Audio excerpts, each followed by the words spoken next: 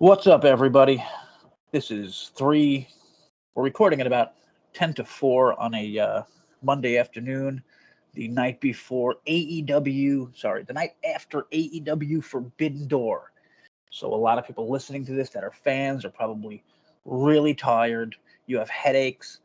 Maybe you're listening to it 2 days from now because you needed a lot of sleep after a 700-match, 15-hour show, counting the pre and post shows. Good God. Luckily, this is a TNA podcast, so we're not going to be talking about that. I'm JaySin here with the Horror King, like always. We're available most everywhere. And I want to start off with wishing a happy birthday to Eric Isaac. Belated. His birthday was Friday. And we have a few other comments. We're going to do that every week now, so we'll get to that a little later. Before I forget, Gia Miller announced she's sticking with the company 3 more years. And what happened, Gary? Philly taping sold out, right? Was it both nights or one? Oh yeah, PCO went on to say that it was a very electric crowd, as I expected to be. They seem to always show up for TNA shows. A lot of times people worry when their tickets don't all fly off the shelf. They have a really good walk-up crowd there in Philly, and I think that's the reason why they keep continuing to go back to the 2300 arena. Yeah, we will get to spoilers. We're going to run them down later. But really quick spoiler. Shut your ears for like 5 seconds. Now, NXT people were at the tapings. Okay. People that open your ears again. Okay, back to it. So, yeah, Gia Miller, who we both absolutely love. I want to see her in the ring more. I mean, not counting actually being in the ring to start the episode, which I loved this week. You know, she was, she's a ring announcer, so she was in the ring with Jordan. Oh, okay, yep. And you know how much I love people being in the goddamn ring with a microphone. And I say it like every week. It makes them feel huge. And they did it twice on this show. Jordan and Mustafa Ali with the State of the Union that I thought was awesome. And it was it was a great mix, with the matches. That's like what I love about TNA when it's at its best. Well, not to mention, I thought TNA kind of went all out for his in-ring presentation with the red, white, and blue band. The red. Yeah, very, very well done. Looked very presidential. Yeah, I wish I could go back. Oh, no, I don't wish, but I remember this guy came in and I thought he was the kind of a throw-in and like a trade. Like Dolph would be the star, and it's been totally the opposite.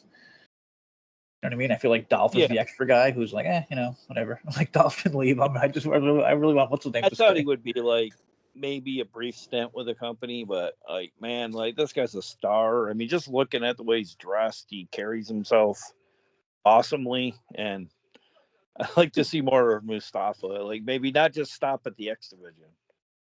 What about Dolph though? Is it me, or is something just not working? Or he's not I don't know. He's not Dolph. You know what I mean? I know he's not the same name at all, but I feel like every guy like a Dolph, when they come to TNA, becomes much bigger because it's a smaller place. And I feel like Dolph didn't really do that. Yeah, that makes sense. That definitely does happen a lot of times. The ex WWE guys go to TNA or Impact or what have you, Rich Swann. And they kind of are hot for a quick minute, and then they kind of get. I don't know if they kind of get the environment so much different. That environment their character might work better, say in WWE than say in the current. You know what I mean? Because we have so many young guys, we don't really have the depth that. And he didn't really change his gimmick like Ali did. Yeah, and the only thing I could really say he did improve upon is his theme song. I do love his theme song, kind of very Johnny Nitro or Johnny Impact like. So. Oh, speaking of theme songs, terrible news for everyone. Unless, I don't know, you made the song or you like it, but this is, I guess, a spoiler. Well, not really a spoiler. I mean, they changed Rosemary's theme song at the upcoming tapings. I do think that's good for Rosemary. Because she's finally getting, she had finally had a match, I think, recently, and then she's going to have another one at the tapings, and, they're fine. I mean, I bitched about this for literally years until she kind of abused me on Twitter when I said she should be like The Undertaker, and she was like, she don't watch because I'm a tag champion. And I was like, Jesus Christ, there's 2 tag teams. That doesn't mean anything. I didn't say that to her. I just kind of gave up. But like, yeah, she should be The Undertaker to me. And like, I don't know. I can't imagine anyone getting mad at that. You know what I mean? like you thinking that you it's should. the biggest That's how good I compliment. think she is. Seriously, like I can't think of anyone bigger. Again, before I forget, Joe fucking Hendry. Holy shit. He did an interview with Chris Van. I don't know how to say it. Filet. Is it like fish? Is it like filet? I do know. I don't know. I think it's actually Fleet, isn't it? Well, whatever. Yeah. He was wearing a TNA shirt underneath, like, a nice coat or whatever, suit jacket, whatever. Who the hell does that? Like, I just saw it and I was like, wow, no one does that. And this dude is always promoting on fucking Instagram. Well, I know he's a machine. He's a machine, and then he's over like crazy, and good for him. Awesome. Like, he puts in the fucking work, and it's awesome. And he's representing TNA like no one I've ever seen before. Like, he's at the point where he's so fucking over, he could be wearing an NXT shirt. I do know a while back they were making an like they made some kind of online message about like some of the talent kind of wearing their own thing, but I do know maybe they're trying to press the issue of like kind of getting that TNA name out there, and maybe they kind of suggested it, or maybe they told them to do it. I don't know. Either way is a good move. I like to see more of that, the publicity, just for interviewing. Everybody sees that, I apologize, everyone. 1 second. My neighbor is banging on my door. No, Sean, I'm not selling you more Coke right now. Fuck. Okay, let's get back to it. Sorry, Gary. What were you saying there? Oh, just that. Like I know TNA was trying to implement the brand name. I do know they were kind of frowning on certain talents wearing stuff like Busted Open and things like that. I think an Anthem thing, maybe, you think? Yeah, I think maybe that might be like a new marketing scheme too to get. I do notice like a lot. Definitely could be like look at their social. Have you seen their social medias? Like on certain days, like you can tell they've been told every single one of them tweets like their face and like their graphic of an upcoming show and how to get tickets, and like they never did that. And you can tell it's a company-wide thing because they're all basically copy and pasted with like their own names and stuff changed. Well, I mean, it makes me wonder if too maybe I don't know when the revenue guy came into play. I don't know if he already is in place, but this guy just walked in. He looked around. He was like, "We're losing. We don't need this motherfucker. We don't need this motherfucker. We don't need this motherfucker." Interesting. What is that? Who's that back there? Johnny Swinger, sir. What the fuck is he doing? Nothing? Is he just hanging out? Yeah, all right, get him out of here. Like, I'm sure that's what this guy did. Just throw out like that's another thing I mentioned somewhere. Yeah. If Johnny Swinger and Johnny Bravo, now I don't know if they're fired. I'm just guessing they're gone. We haven't seen them months, weeks since Scott's gone, I think.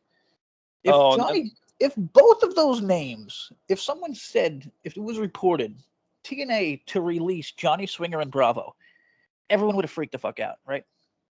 Oh yeah, definitely. Have you seen anyone complain about them not being on the show anywhere at any time lately? No, I haven't seen them mentioned, but like it's one of those things like where it's kind of like a Joker thing, like I feel like secretly Speedball might currently have an issue with the product only because I know he's backstage recently at AEW, visiting friends, but there was a little bit more merit to it. Yeah, I never believe that stuff. Just visiting friends, just like sorry, just like Deonna Purrazzo was visiting friends in Philly at the tapings. Deonna, who's been jobbed out and is basically a joke in AEW, which is ridiculous. Oh, and then they went on to say Kenny Omega said, "Oh, he'd be great in AEW," and I'm like, "Oh yeah," and he'd get lost in the shuffle. And you can't not be lucky if he didn't be a part of the Scissor Squad or whatever. Seriously, they could try. Oh God, even. And really, I'm not anti-gay, but too much of anything. Like you said, the Scissor Squad, and I don't know if you saw last night, the fucking Young Bucks. They were doing a move in the middle of the match, stopped and kissed each other. Like, and Dave will give that like 4 stars. Dave will give that 4 stars, If that was TNA, everyone would be fucking abusing it. Also, do you know that Okada is being called the best comedy guy in wrestling? Okada, comedy. Remember what TNA got for that? Yeah. People still are talking about it. I mean, listen, they're doing I it don't know better. about He this. is like he's a little Comment. funny, but still, like he's basically a comedy guy. He doesn't have a lot of matches. It's unbelievable, man. How fucking biased people are and shit. Okay, so yeah, I love the fucking Jordan thing. Jordan beat the living piss out of these. Oh yeah, she hit. Well, sorry, not the first guy I noticed. The first guy who kind of looked like Mo. I don't know if there's a better reference or a newer reference, but Mo from the Three Stooges. This guy, he was like so short. His bad hair. First of all, you got to get better security. I mean, if you're Ash, especially for the character, you know what I mean? It's supposed to be a character that has money, you know what I mean? And like that's just silly. She has fucking Mo from the thing come out. So he takes a little slap, which he sold amazingly. Watch it again if you haven't seen it. He took a slap like he got shot in the head. I did he got rolled out, but then she hit her finisher on one of the other guys. I'm thinking like who gets the finisher and who gets the easy slap? Well, I think they said that like they're trying their best to try and put Ash by Elegance at the forefront, but like Iceman like been stealing her thunder. Like shockingly. He mentions there at one point before all of this goes down, he's like, did I mention you hurt my neck? He goes, what and the? He's like grabbing his neck, Oh, sorry. Just kind of funny. Sorry, I was just reading. I'm just about to freak out. I thought I was reading a full 1-1 review, but I'm reading Thompson's. So Thompson says, a fellow TNA fan and a friend and I bounce all sort of TNA ideas during the week. And during the week has a theory that they play out the storyline that Ash has been working for WWE NXT the whole time and wins with the help of someone as Tatum Paxley. It's an interesting theory. I don't know how they will play it. I'm probably more concerned than excited. So that's a cool shout out to me. Thank you. For us. Very cool. That was our theory. And yeah, I mean, hey, if Thompson thinks it's possible, then it's possible. He's a lot smarter than I am. Check out the reviews, tjrwrestling.net. So yeah, that was really fun. Did she even come out here though? Who's that? Ash.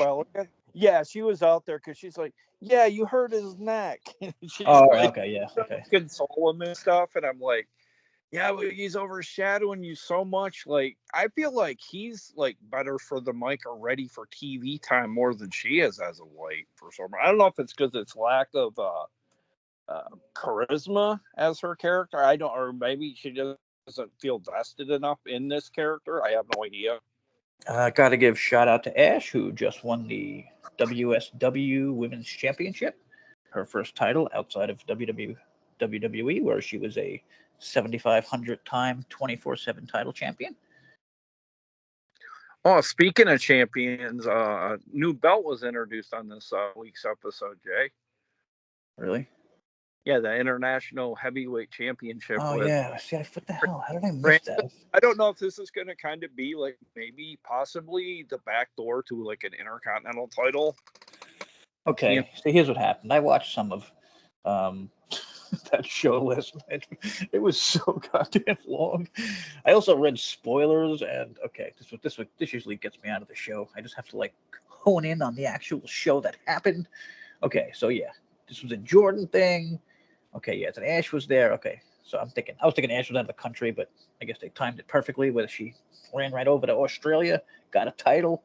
But I mean, like I said about that, I mean, if she gets a title, I mean, I know WSW isn't huge at this point, but I think something happened and it kind of just came back. I'm not sure about that, but I mean, if they're giving her a title, you know what I mean? She has to have something. Yeah, well, yeah, definitely. Like she's a draw of some kind that I don't think we're respecting enough, or we just don't know. Yeah, well, I do know a lot of, like, with what's been going on lately, it seems like we've been kind of showcasing a lot of stuff with Australia, because Steph DeLander's Australian. Not so long ago, we had Jonah. So is Christian Thompson. It seems like it's all set up or something. Yeah. It's like a revival in Australia, unless it never went away, and the world's just noticing. Yeah, I mean, well, maybe it's like the COVID thing. Took years to get back going to the world or something. Yeah. That's okay. fair. So match number 1: Masha with Alicia versus Zia. And good God, I love this because I think this was the first match Zia had that wasn't against Ash. They had like 18 of those in a row, and Masha got the win. I like Zia though. I don't know. I kind of wish they protected her here, even though I kind of hate when everyone's always protected. But I feel like Yeah, Zia's kind of. I will give her huge accolades here, though. Like I said, she's been given a chance to run with the ball, and she's done really good considering her age and like lack of like a lot of TV time. I do think they're gonna say lack of height and weight. Yeah, I do think she's a really solid wrestler, though. So yeah, definitely better than I thought. I can see them putting a belt on her at some point. I do think. I mean, you can use the whole she's short and you know what I mean, like thin, like she's like a tiny, like the underdog kind of thing. And I feel like she's like she's not over, but she's like enough. Well, I do really where she is. I think they do need to really sell that angle of her being the angel of the ring. Maybe kind of like give her a better ring entrance. Kind of like play that angel thing into it. Or coming to the ring.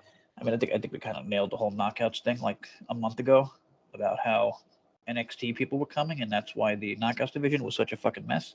And I think it's going to be the same. Like, I don't know if Ash is going to win, but I think NXT is going to invade that fucking show or something, or like in some kind of ways. Like, maybe that'll be the match just makes no sense in my head. I cannot see this match being like Jordan maybe just this wins. was the plan all along with NXT, and like they were always there to fill the void with the current TNA knockouts with the lack of. I think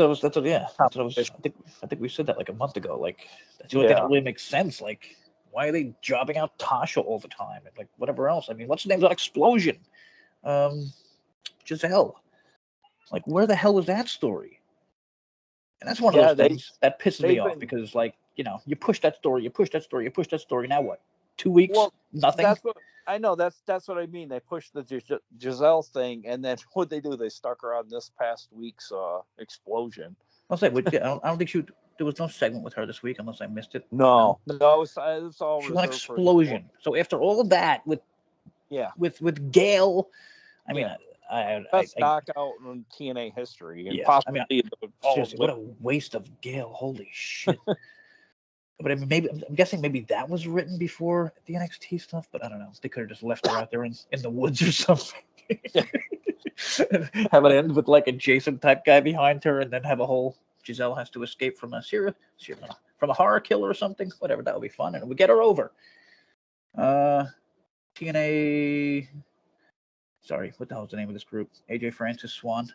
They were with Woo Kid. Oh, jeez, you caught me. What is I'm totally blanking on the name. Not Cash Money.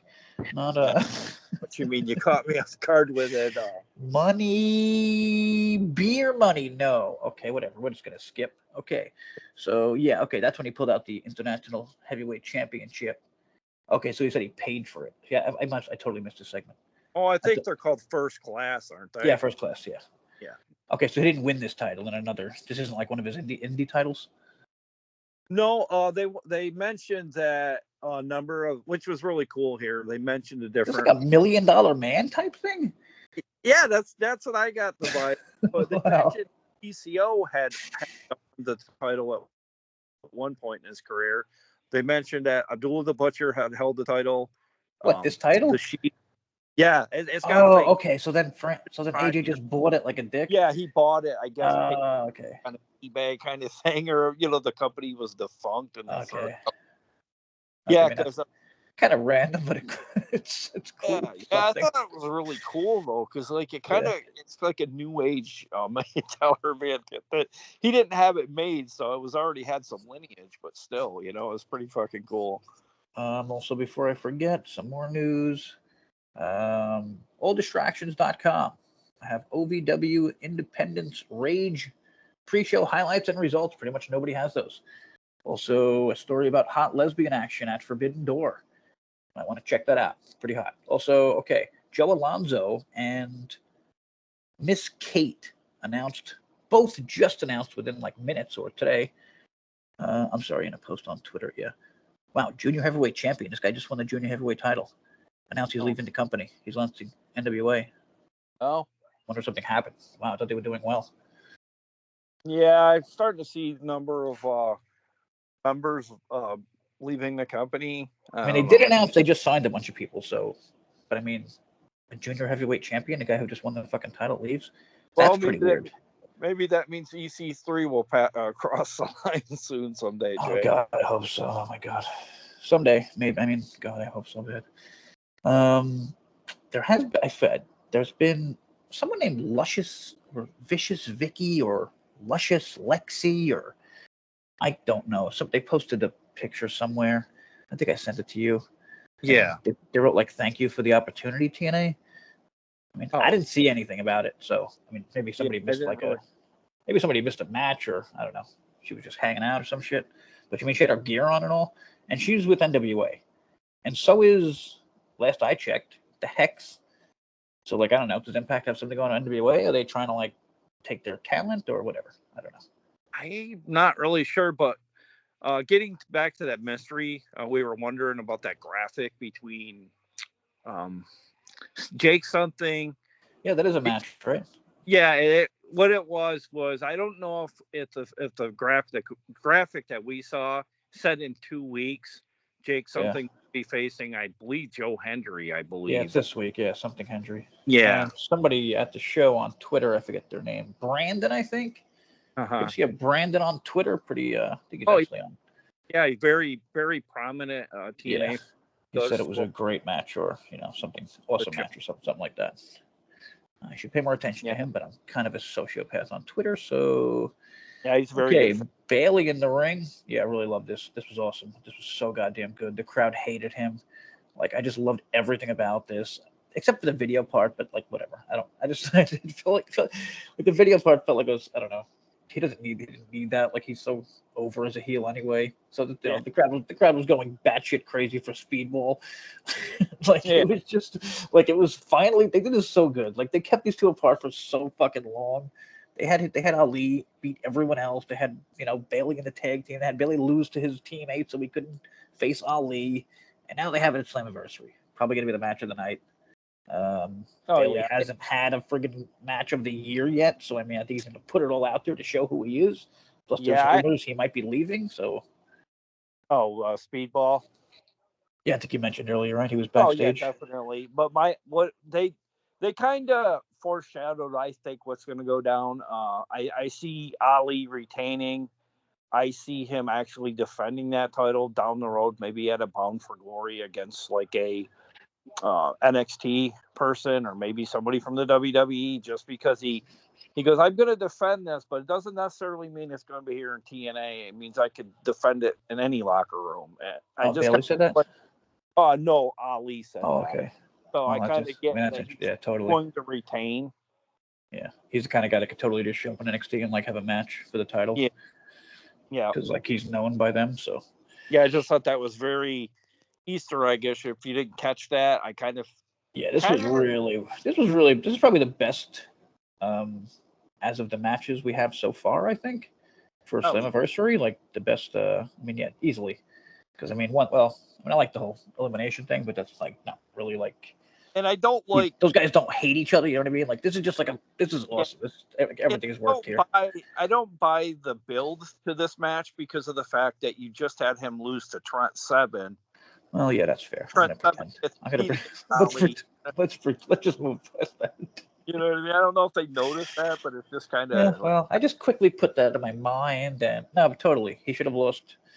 Not clean or like have 7-turn heel. Yeah. Good God, Trent Seven.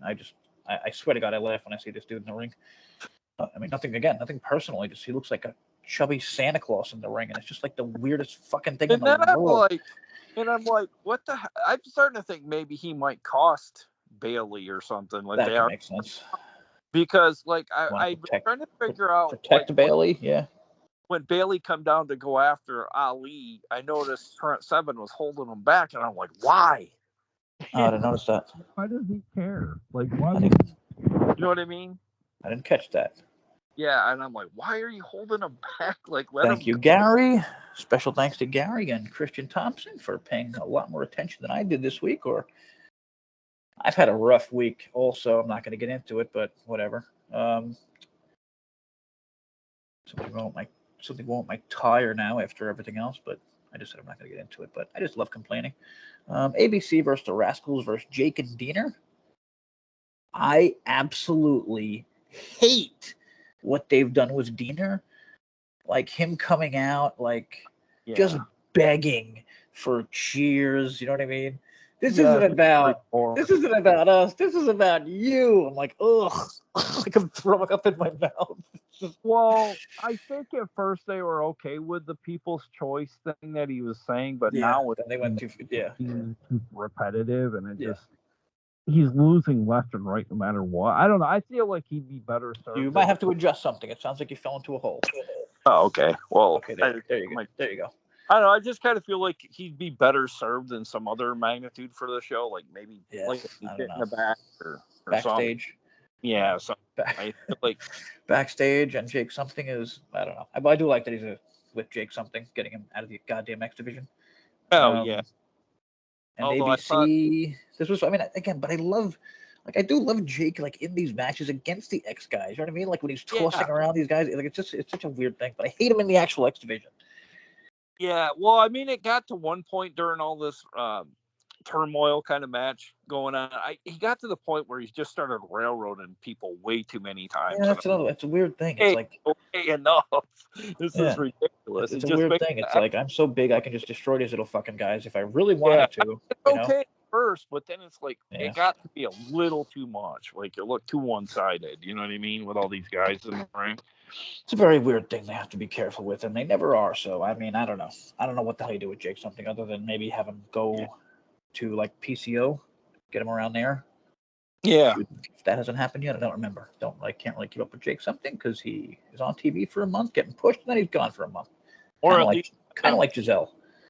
Or have him maybe target that new international heavyweight champion. Yeah, that'd be cool. Francis has or something. I mean, at least it would make a because his lack of wrestling skill versus Jake's, newness to the company. Like he hasn't been in wrestling that long. I don't think.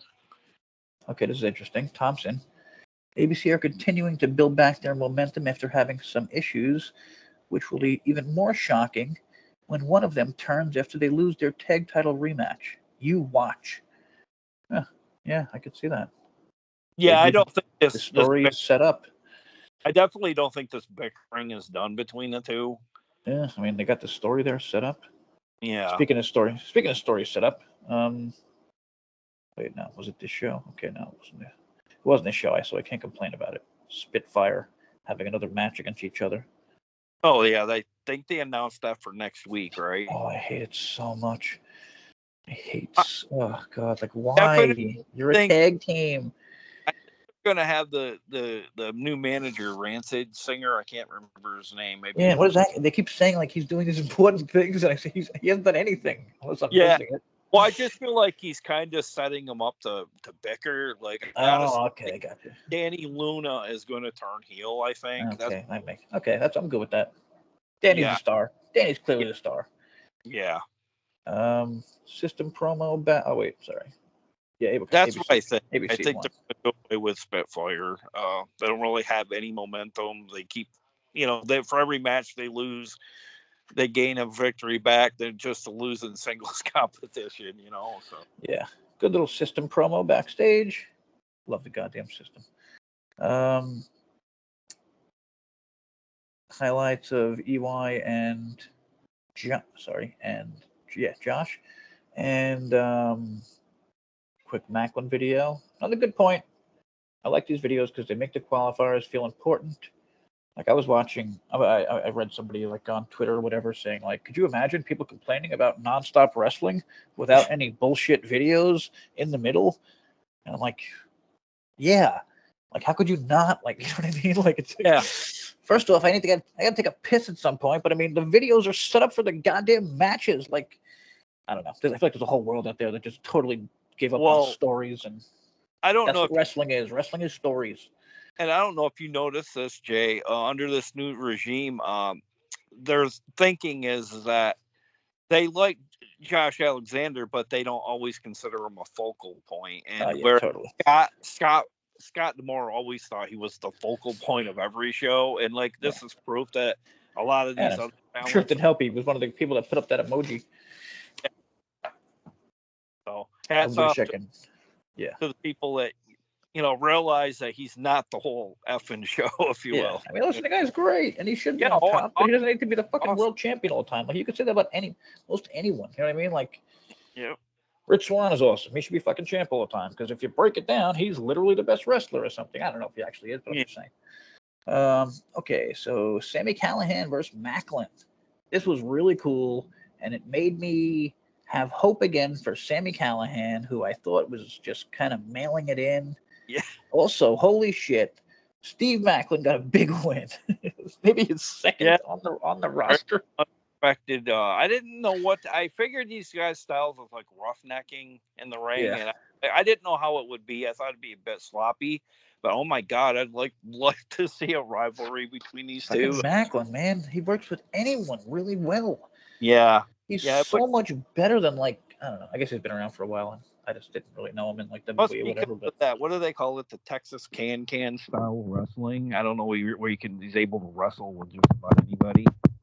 I don't even know what his style is. I love it though. Yeah, I don't either. But I don't know. I still to this day get the Punisher vibe every time his ring music hits. Yeah, like he's like fast as shit. He's Yeah, surprisingly fast and like crazy powerful. And we definitely got a diamond in the rough, because I guess he'd been in the business for quite a while. He knew Ian Riccaboni. Ian Riccaboni, when he was in our little stint with the company, had mentioned he'd known him for quite a while. So I don't know if it's a case of him paying his dues and people would just pass. This is one of those guys I don't think we ever heard of when he showed up. And yeah, I remember in the beginning we were like, I don't really get him. He's just kind of like, he's bad. We don't really know anything about him. But he just kept getting better and better and better. And Jesus Christ, one of the best. And I think I might be rooting for him to win the title now. And I love Moose. I wouldn't be against it. I feel like he's the hottest guy right now in that match. Yeah, and he's a bit of an outsider versus a lot of the other. Like, he doesn't need faction. He's kind of like a tweener where he can wrestle Moose, and like, or they could slowly be turning him face. I mean, the guy's a goddamn veteran, right? Yeah, that's kind of like the vibe I get from him back when they were kind of throwing Bret Hart down our throat. Like, he was his face, and then fans turned on him, and they went to Stone Cold because he was kind of like this after you. That was actually my favorite Bret, when Bret actually turns. Yeah, that's such a dick. It was so great. Yeah, that might have been the greatest double turn in the history of wrestling. I actually watched something watched a quick video about Austin, and he was talking about how Bret basically like that made his career. Like, he wouldn't have been Austin without Bret, and how much he helped. And that's what I was just gonna say. Like, he said Bret picked him after Bret came back from an injury. Bret picked him out of everyone. He's like, I'm feuding with him next. Oh wow. Crazy. Yeah, who had Austin 316? Yeah. Again, can we get Bret Hart to possibly work at TNA? That dude needs to do something other than bitch about Goldberg all the time. It's not healthy. No. Even I have a podcast and a website where I don't bitch about the same thing all the time. When you have a stroke like he did, it's not good to linger on things either. Like, it can lead other, Goldberg said recently something like, "Listen, Bret, I love you. Get the fuck over it, man."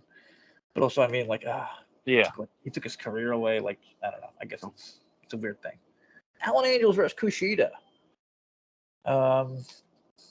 Dominant Kushida tapped out our boy Alan Angels. My problem with this, Jay, though, I thought it was too damn quick to have Alan Angels lose that soon, just because you're kind of making him the front man as you're putting it. Yeah, we like Angels, so I don't know. It was like an all of 10-minute match, and I thought, like, I would have loved this. This was 3.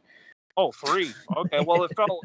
I guess maybe a lot of the introduction stuff made it feel like 10. I don't know why. But it was a lot. Plus, I think they might have showed the interview set up from last week when he was on the his show. But I mean, well, this was more. I guess this will make Angels a total jobber, Yeah, and well, I mean, I just find it like really stupid in a way, because, like you said, he had the match of his career with a Kenny Omega, and then he taps out in like 3 minutes. I mean, I know he hit him in the I don't know, the surfboard.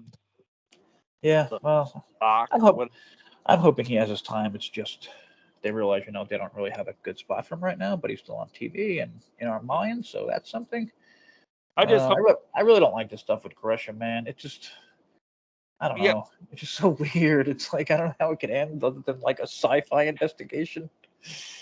Yeah, I don't know. I'm kind of getting a little bit of a who's the villain that's in Punisher, the bald guy.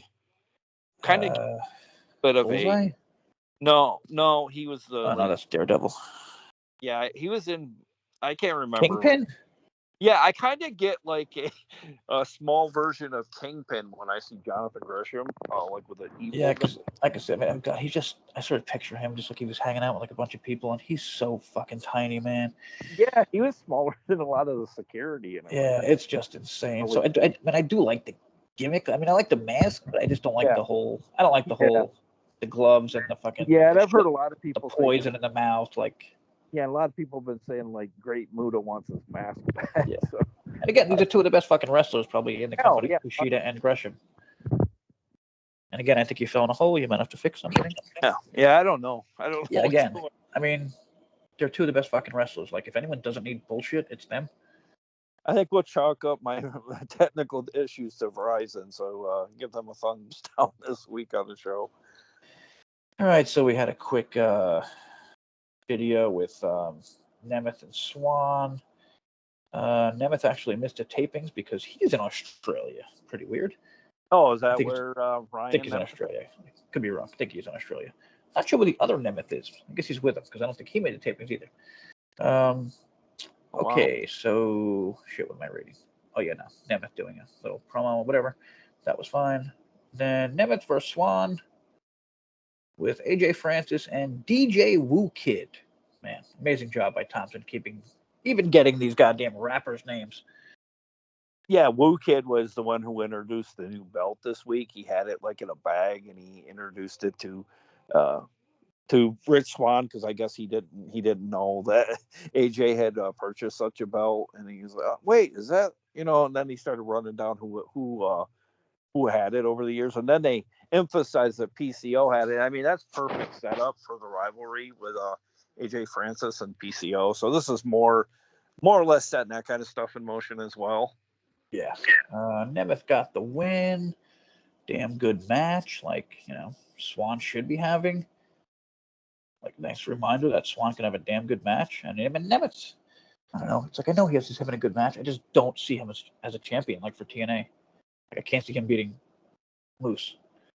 Oh, yeah, definitely not. Just because, like, I mean, I know they were kind of keeping it close between him and oh geez, I lost train of thought. Who Nemeth was wrestling? Rich Swan. I know they kept interfering, and at one point the referee catches. I think his name's Daniel Spencer. The referee catches AJ Francis getting ready to throw a right hook to his face, and then he sends him to the back, and then people started chanting, nah, hey, goodbye. Oh, nice. Oh, that's wow. Jeez, Yeah. I got the name. Good for them. Good for those fans. So yeah, main event was fun. Show was, like I said, I really liked the mix of the talking and the matches and. Well, I mean, we were mentioning before we went to air, like how uneven the show is from the week before. Oh yeah, last week. Yeah, last week looks like even worse compared to this week. Very stale show last week. I don't blame them fully because I know it's got to be hard in these like 2-week stints where, what is it, like 2-night tapings where you just come off a really good show like an Against All Odds. Like, I mean, it's got to be hard to figure out what goes on what show and what doesn't, or what goes. Well, I mean, I don't know. I feel like looking at that show last week, they should have realized and that's definitely switched a match around or something. Oh, sorry. Whoops. Almost forgot. We have a few more comments to get through. Okay. Here's one of my favorites ever. From David Trainer. Sorry, there's two of these. Excellent. Sorry, excited to listen to this. TNA has been my go-to over the big guys lately. Then another comment. Now that there's been a little distance, I can see why Scott D'Amore was let go. He was great at motivating a locker room, and he can be credited for all the goodwill and re-examination of TNA. He was too loyal to people who weren't getting the job done. I mean, production and marketing-wise. Claw's been a delight heel, and I'm interested in what she does as a face. I think that means might be Shaw. Yeah. Pretty sure that means Shaw or Giselle. Or that's a new way for people to say Giselle Shaw, Glaw.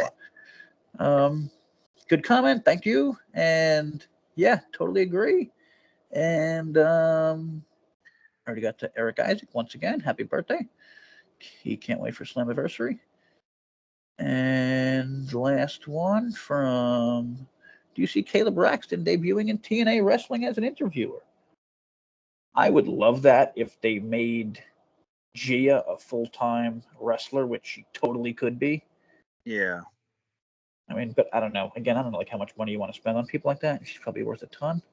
But yeah, hey, I know TNA. She is a knockout.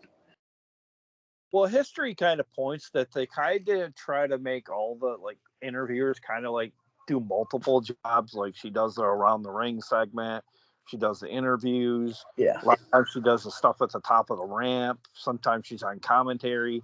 I mean, I think you kind of have to let her do a little bit more than just do interviews. So, I mean, I don't know right now if TNA's invested too much in having a lot of like, like interviewing with different people, especially after that last in-ring segment. They had that one asking what Ash by Elegance. Oh my God, that was holy shit. That was a nightmare. Maybe they kind of learned their lesson. Well, that's a good reason to hire her. Hire somebody else or something. Seriously, Jesus. I mean, yeah, don't go with, or get us next time. We need some podcasters to come up and do something decent. Jesus, I could have handled that much better.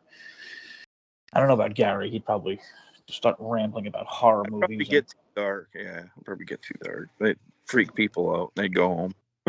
I gotta pull out a fucking mask for some reason. Stick it on your head like a psycho. Okay, for anyone still here, we're gonna run down spoilers from Philly. Yeah, everything else we're done with. Okay, get the hell out of here if you don't want spoilers. Thanks for listening. And what the hell am I seeing in front of me? Why am I seeing Gary's video for some reason? Video. I don't know what. Oh, that's funny. Okay, so they were at 2,300. We mentioned they taped they sold out. The headlines were NXT's Izzy Dame and the No Quarter Catch crew.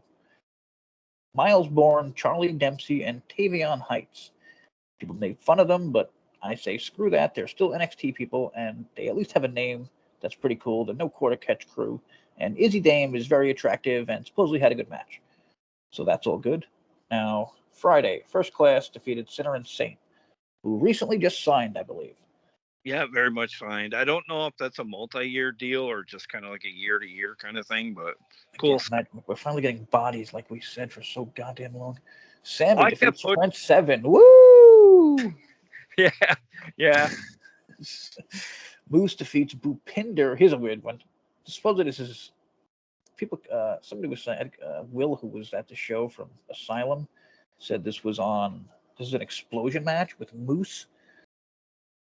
I mean, my first thought was that's really stupid, and my second thought was, wait, no, we have complained for a while that we wanted better explosion matches. They've been doing them, and now we're still complaining about that? Like, I don't know.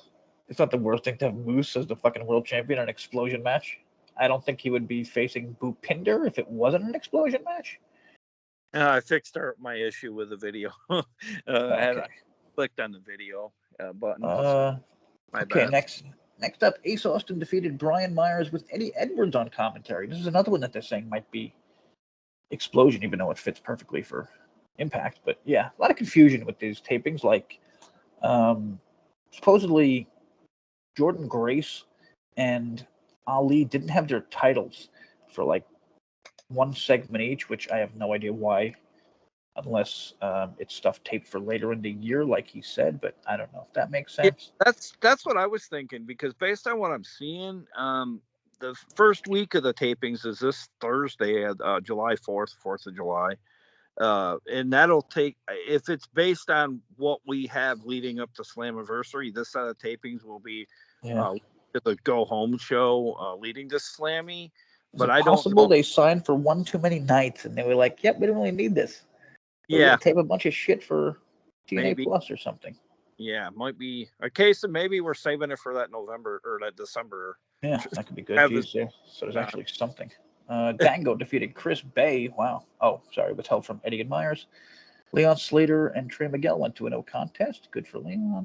Jody Threat and Danny Luna went to a time limit draw. That's kind of weird, back to back.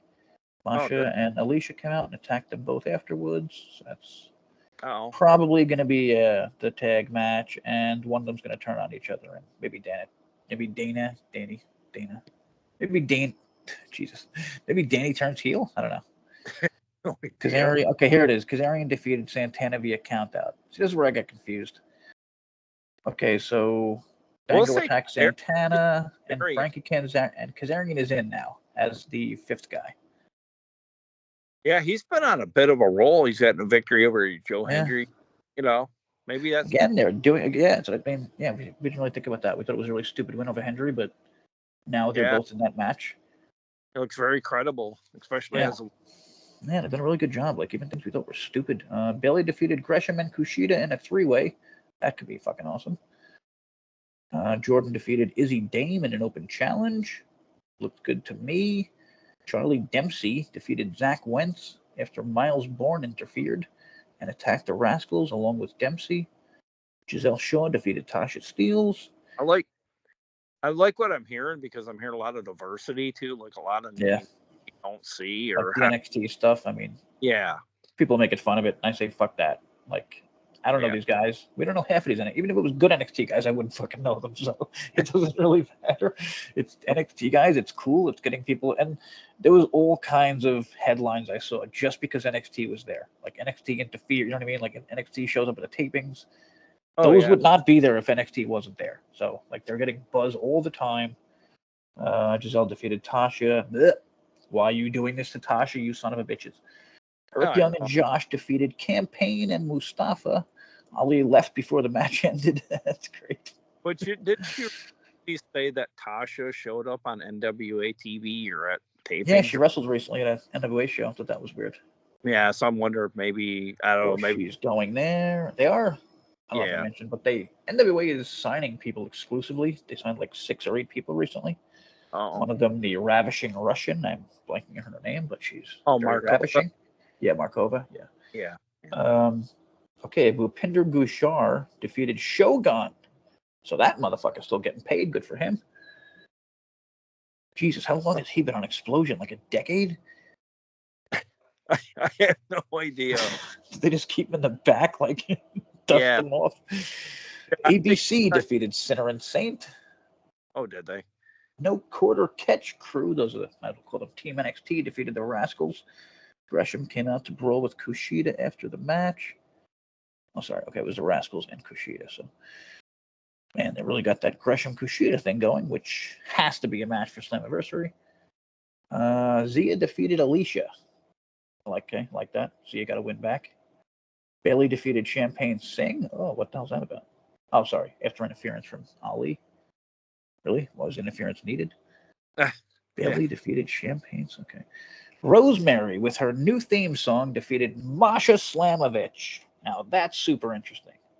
Oh, wow. So she's come back into the fold. That should make for interesting TV, because she last she was ringside, kind of sitting in the dark section of the crowd, and I don't look like she was maybe possibly turning heel or like I think like an early Sting kind of thing. After he got screwed over, he didn't know what to do, and he kind of came out a few times, just like staring around.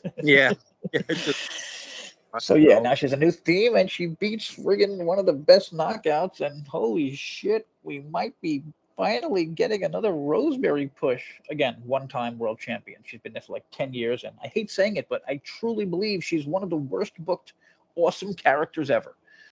One title in all this fucking time. Like, it's insane to me. Just look at her. Look at her fucking makeup. Like, she should be in the front of every goddamn thing, but whatever. Jordan defeated Danny Luna. That's cool. Danny Luna got a shot. Mustafa Ali defeated Leon Slater and Trent Seven. Suck at Trent Seven. Losing streak, bro. Contract signing for the world title match at Slammiversary. Moose and Macklin defeated Hendry and Alexander.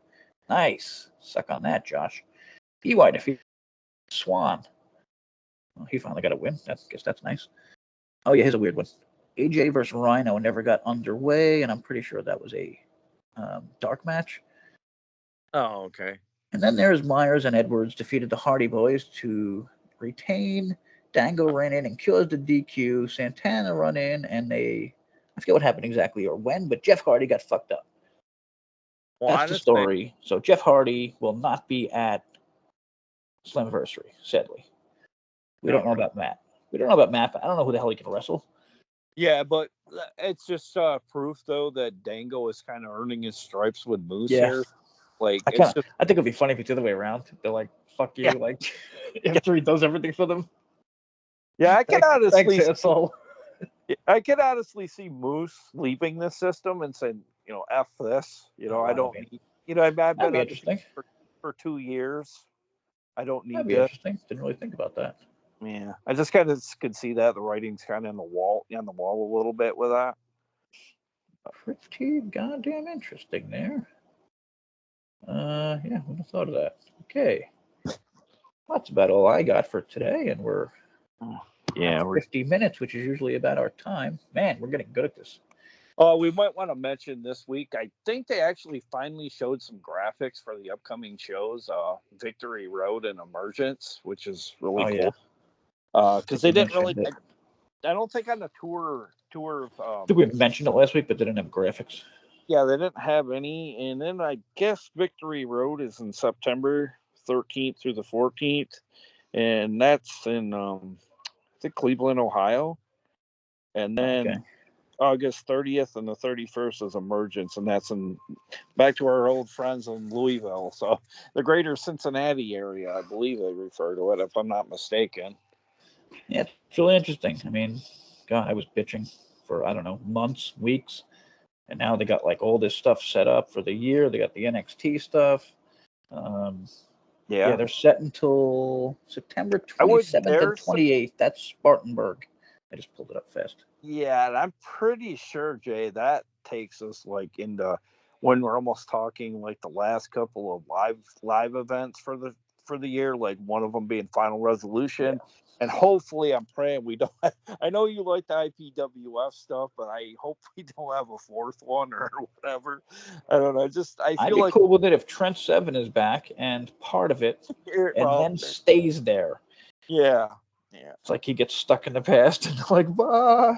I might want to introduce the Lake of Reincarnation or something. Have them leave the venue. I don't even know. Have it at the Hardy compound. I don't know if it would be humanly possible to do the Lake of Reincarnation with him, where he would lose like 25 pounds or something, and his hair would change. But, and again, I don't like making fun of people's weights and stuff, but it's weird. It's just weird. He has such a weird look. It's so weird. And yeah, guess what? I have a weird look too. So if anyone wants to bring that up, yeah. How about that? I look weird. Yeah, just one more shout out to Joe Hendry for wearing that T-shirt. I mean, you just never see it. Seriously, look around. Maybe I'm crazy. Oh, definitely not. Like classy thing to do and smart business wise, Seriously, like he probably gets. I don't know if he's getting paid extra money for that, but he should be. He's helping the goddamn company. He's promoting better than I would say the last promoter even knew how to promote. But that's a different story, and that's about it, I think. Check out Gary's Gary's movie, Asylum. What the fuck's it called? Movie Crypt, yeah. It's like Tales from the Crypt. That's the way you got to think. Okay, but it's not all horror anymore, so also check it out, non-horror people. Kind of a confusing mess over there at the Emporium or Asylum right now. Wait, is it Asylum? No. Crypt. Maybe it ought to be. Crypt. I was going to say, no, you better not use Asylum, you son of a bitch. Asylums are places where they are filled with miserable people who pretend they are fans and hate on everything. And it makes me angry, but it ain't my fucking place, so whatever. Clearly, I was talking about something different there and not an actual. Whatever, you get it. Okay. Leave comments, like, subscribe. Also, we need to get used to staying at the beginning because I watch so many videos, and sometimes they'll randomly say in the middle of them, "Don't forget to like and subscribe," and I will do it in the middle. Like I will always forget to like and subscribe, even if I like the video. Well, let's not forget we're the podcast that do the most with the less, if that makes sense. Yeah, exactly. I don't even got a fucking microphone. Been here for like a decade. All right, see you next time, people. Catch you next week.